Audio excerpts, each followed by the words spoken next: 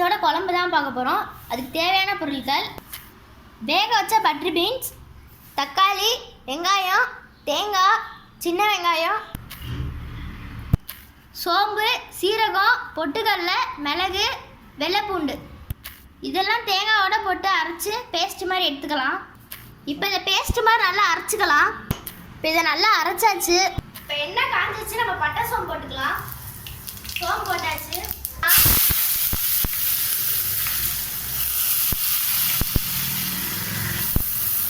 A few minutes later. தக்காளி மஞ்சள் போட்டுக்கலாம். போட்டாச்சு. 5 minutes later. அடுத்து வேக வச்ச பட்டர் பீன்ஸ் போட்டுக்கலாம்.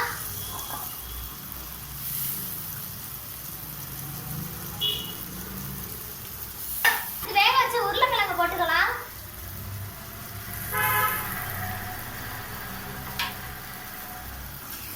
எல்லாத்தையும் சேர்த்து வதக்கலாம். இப்போ நம்ம குழம்புத்தூள் போட்டுக்கலாம். போட்டாச்சு. அடுத்து நம்ம கரம் மசாலா போட்டுக்கணும். இப்போ நம்ம ஒரு செம்பு தண்ணி ஊத்திக்கலாம். அரைச்சு வச்ச தேங்காய் விழுத போட்டுக்கலாம். இப்போ கலக்கிக்கலாம். வாசம் சூப்பரா இருக்கு. இப்போ தேவையான அளவு கல்லுப்பு போட்டாச்சு.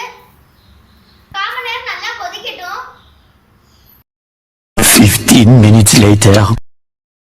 இப்போ குழம்பு நல்லா கொதிச்சிருச்சு. வாசனையே சூப்பரா இருக்கு. நம்ம செட்டிநாடு ஸ்டைல்ல பட்டர் பீன்ஸ் குழம்பு ரெடி ஆயிடுச்சு. மறக்காம நம்ம சேனலை சப்ஸ்கிரைப் பண்ணுங்க.